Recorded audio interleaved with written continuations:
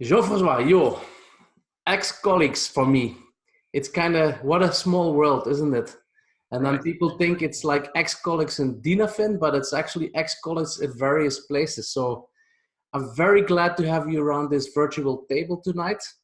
So today I'm going to ask you a bit more questions about the chapter that you wrote in the RegTechBlackbook. And when looking at you guys, when I was making all the chapters, I I thought to myself, maybe this is probably the most difficult one that came to you. It's about giving an overview. Exactly. We It's confirm. We confirm. you confirm, you see. It's about giving an overview of all the legislations that were there since existence of mankind. So what were your findings? That was the easy part. The difficult part was limiting it to 1,500 words. Yes, indeed. So we're going to have a very, very long interview today. Why was it so difficult to limit that to roughly 1,500 words? Yeah, let's just say that there's such a large amount of regulations that exist, and we try to create some of, put them together in different blocks, let's say, in order not to have to elaborate on all of them. Try to create logical blocks on explaining why these regulations exist, and that's why we started in our article with a look back, looking back to the financial crisis as a motor for creation of a lot of regulations and stricter regulations. Mm-hmm. We discussed also a bit about the forward looking, how is the future looking, and we try to structure the article like that. Yeah, and forward looking, I guess you used advanced analytics to do that, or? Of course. It's all in the brain of Jean-Francois. So we didn't write the article, it was a robot writing it. Sorry, say that again? Well, we didn't write the article, it was a robot who wrote the article. Ah, you see. So we all had to just read again the article just to be prepared for this interview, right? So, but to come back to the findings, I also read those building blocks in the article. And for example, you start with systemic risk, and then the next one is already cyber risk. So why did you put risk as the first thing in the articles? What was your driver behind this? Okay, because looking behind, the first, say, main milestone was the financial crisis. So we started, look back 10 years ago, coincide to the financial crisis, 2008. What was the main issue in that period? And the main topic that we were looking at, all the legislation that came out from this period is about risk, systemic risk. And then moving already to newer risk, of course, we encountered the cyber part.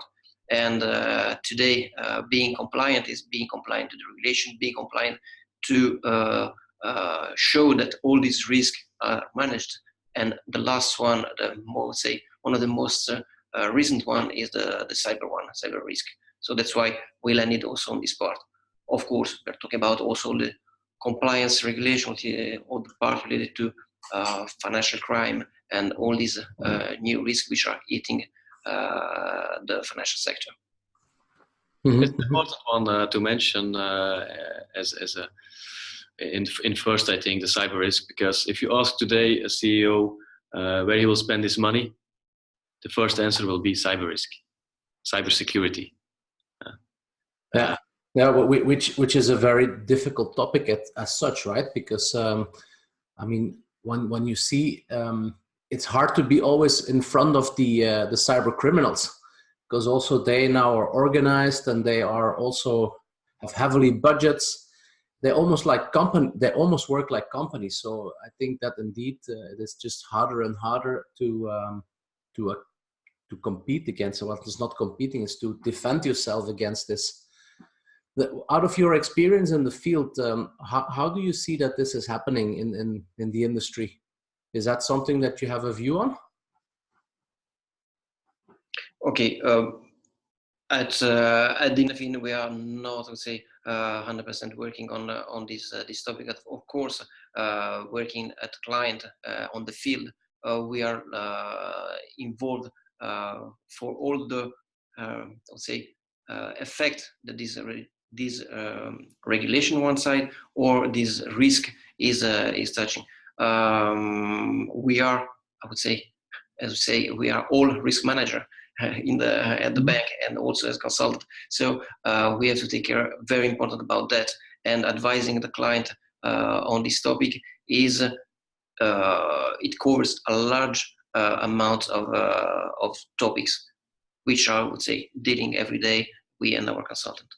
Yeah, what we see is of course it's a technological topic, cyber security, spending a lot of budgets on technology, but also what we see on the field is that the financial industry is also spending a lot of budget on training the human, the people, the work staff, the workforce, in bearing in mind that there's a whole world out there trying to do fraudulent transactions.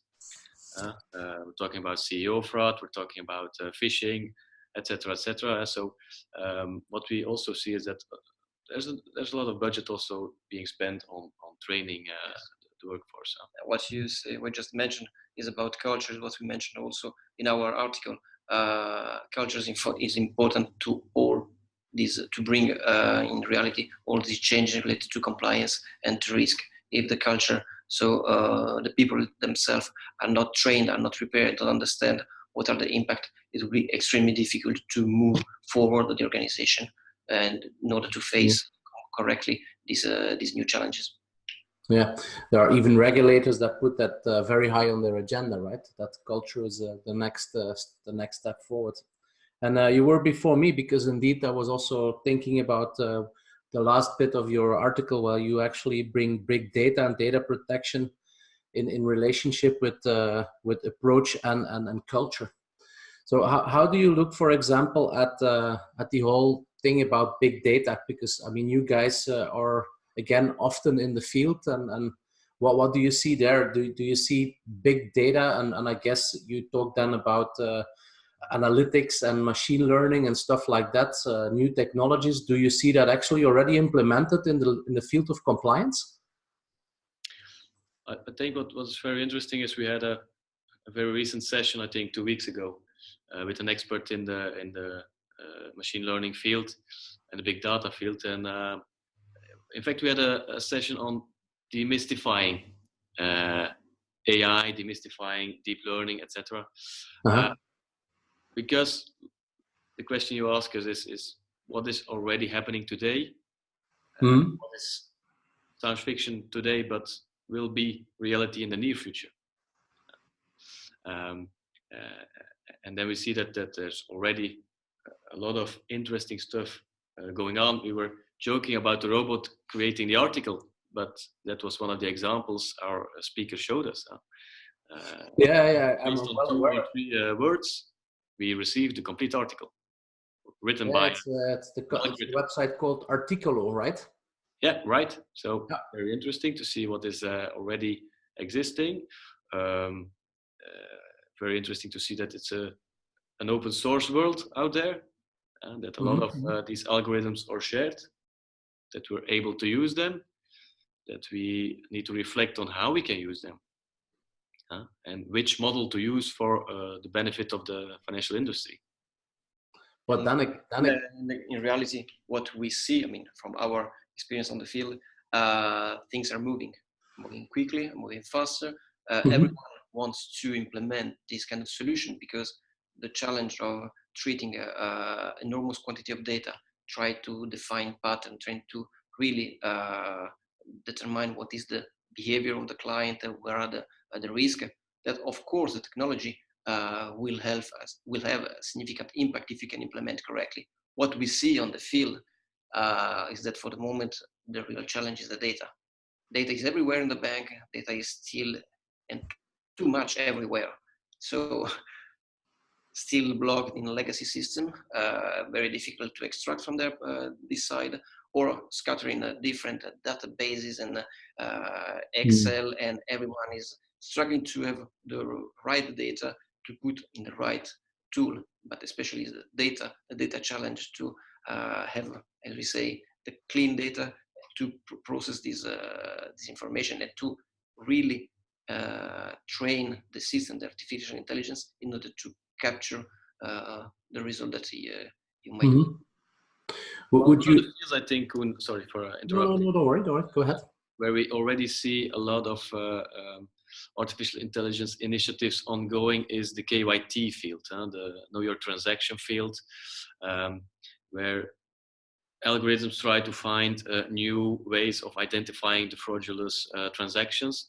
So I think that's one of the domains where we already see a number of these initiatives popping up and showing some interesting results. Yeah.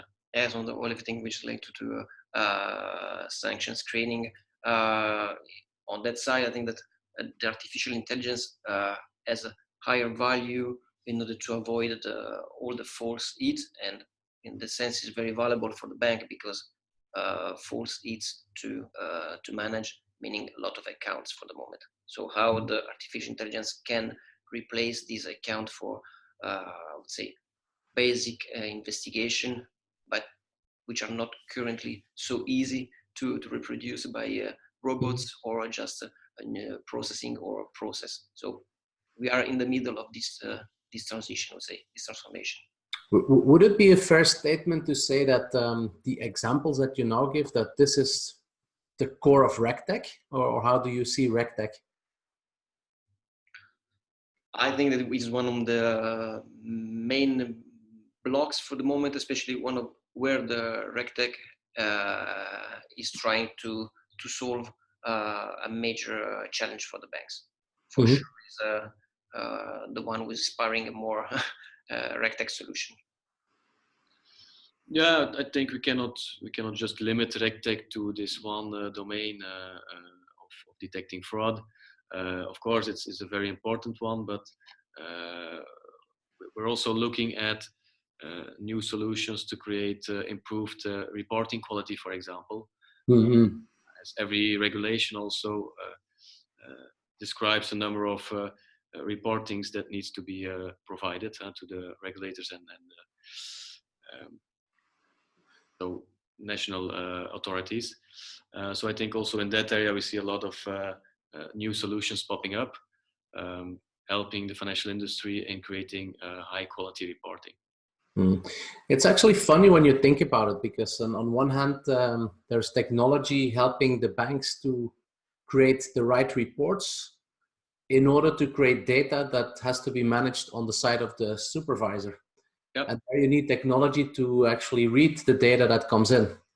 So I never really thought it about this way, but now I was listening to you, I was thinking like, this is actually funny, because we are creating data to ourselves, data to analyze, but it's all about transparency. And that's also something that came back in your article, which I think is one of the most important elements that, or drivers from our or change in legislation, I'm sorry, is that it's all about transparency for the end user. Think about MiFID II, which obviously is a good example of that. So for your opinion, so what can come next? What can come next after RegTech? From my point of view, what's really interesting me is RegTech and FinTech, I would say, is almost live and will be more and more part of the ecosystem. So interesting for me to know how this new technology will be integrated in the day-to-day work. How I would say, to make the picture, how the robot can live together with human, and how human have to move forward to improve their skills, technical, soft skill, everything, to match this artificial intelligence, which provide new data, new results, and how these new skills will be available in the bank, how the human part will live with this non-human artificial intelligence part. Yeah, And for my part, I think what we see is okay with the digital revolution. We see that banking has become global. Mm-hmm. RegTech becomes also global, and then maybe it will remain a dream. But what about regulations? Will there eventually be a framework on a global scale? Interesting to see. Don't we already have a European single market? Which is the largest market in on the globe. Yeah, but I can speak out of experience in day-to-day life. It's not easy because it's supposed to be a framework, which it is, but it's not 100%. It's a 95% or it's a 98%, and there's this last remaining percentage is still very complicated for the market. Hey, when you talk about all this, where does Dinafin fit in? Because you've said that a few times. I mean, I refer to it that you are with customers a lot. So, how do you see the role of Dinafin in all this equation of RegTech? At Dinafin, we're only focusing on the financial industry. So this is where we have our passion. It's the evolution towards the future of banking. Mm-hmm. How we position ourselves in the fintech, RegTech industry is we provide them with our expertise on helping them develop the product. So they come to us and able to be advised on what do you see on the field? What do your clients need today? Mm-hmm. So we advise them and help them create their products. On the other hand, we talk to our clients, trying to introduce them to the best possible solutions. So Dinafin screens constantly the market. We identify RegTech, FinTech, we screen them, we talk to them, we understand how they position themselves and which products and services they offer. Mm-hmm. Mm-hmm. And then we talk to our clients, we say, you know, what is existing on the market is this company with a brand new product, new technology, you should listen to them. Mm-hmm. Mm-hmm. On the other side, at the client side, client is also developing in-house also, or looking to implement some or part of this solution. As you mentioned, our expertise, both the reg part and the tech also, the expertise of the product, the process is something which is extremely valuable to, I would say, put together the new tech solution. So what I'm hearing is that, well, it's both interesting for the incumbent banks, obviously, to be in contact with yourselves because you're the gateway to the fintech industry. But at the same time, it's also important, a big message towards the fintech and the RegTech and the whomever tech that please come to you and present present the product. Yeah, indeed, correct. No, cool. I would say this was again a very interesting and intriguing interview. It's always nice to see the face behind the chapter. So it was a pleasure, guys, to have you on board in the book. I hope I'm going to read a lot more about you guys in terms of regulatory technology. So on this note, I'd like to thank you a lot for your contribution. And I'm sure we'll see each other soon, somewhere on one of these beautiful RegTech events. And thank you very much. Thank you, Koen. Thank you for having us. You're very welcome. For the listeners to this interview, please do not hesitate to stay a little bit longer because you will be automatically linked to the playlist. So you will be able to enjoy the interviews of all the other authors of the book. And if not, if you want to buy the RegTech book, you can also go on www.regtechblackbook.com. Thank you very much.